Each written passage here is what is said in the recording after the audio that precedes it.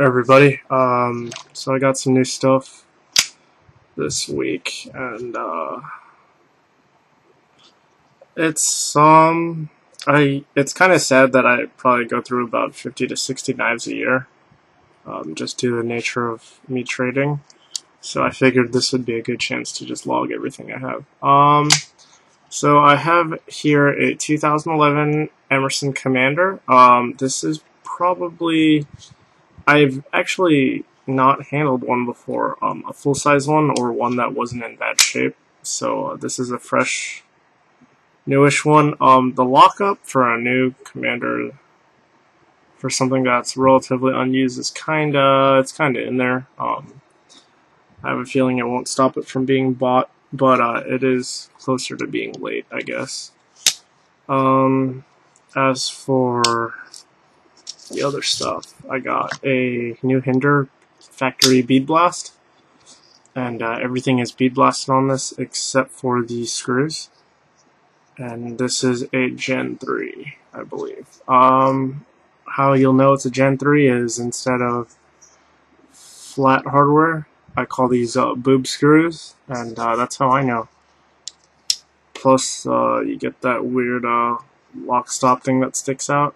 And yeah, clip on this hasn't been taken down. I am selling this, $7.50 if you guys want it.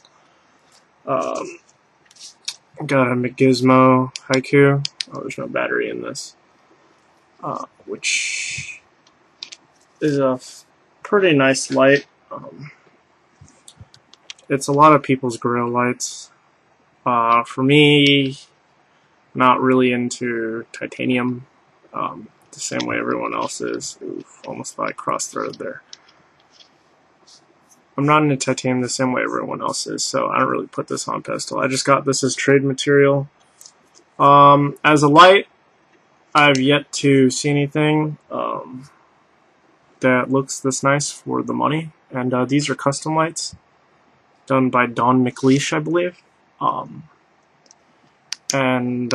This is a Nichia 219. It should spit out about 160 to 200 lumens. It has multiple modes, but I don't understand how this light works. As you can see, I'm just randomly tapping it, and it seems to get brighter. It's not one after the other, because it's 1, 2, yeah, see? But if you spam it, you can get it. Yeah. You guys probably can't tell on the camera, but this thing really confuses me. So yeah, that's gonna go. It has this really cool clip. It looks like it's a tattooed pattern, but it's actually scratched into the metal. If you can see. There you go. See, it's actually scratched. So I thought that was kind of cool. The clip works really well. What else do I have? Oh, I have this. Oops. Don't want the scuff up. I have this brand new 29 Tanto Bell song. I think it's Elderburl. I've been told it could be Elderburl. I think it's Faulted Maple. I have no idea what either looks like, but I just know that lighter woods usually tend to be one of those. It's not ironwood, right? It can't be. This isn't, I don't think it's presentation grade. Or is it? I don't know anything about these things, but I am a huge fan of 29s. They are my favorite knives on the earth, bar none. I know you guys see me with some very nice folders and stuff, but they honestly don't compare to these. I mean, just the grinds. It's a hollow grind here and here. The lines on it are rather seamless. Let's just go over this. There we go. The lines on it are just great. I mean, even this, the swedge is done on a small wheel. And the maker, I have spoken on the phone with him, Chris Olson. His logo is a square because it's symmetrical. He only does balisongs. He doesn't do any other sort of folding knives. He does fixed blades from time to time. I would like a set of kitchen knives from him. But he has a special rig just to get the logo on straight, which is insane. So you know, it's just a very solid balisong handle play. I feel that that's an appropriate amount. These guys with the bushings, they tend to overdo it with how tight they are. But you know, you can't see a gap through the blade. And in the closed position, there's no actual blade play of any sort.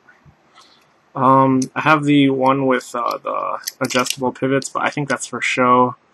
I've been flipping it for probably about a couple hours total in the last weekend.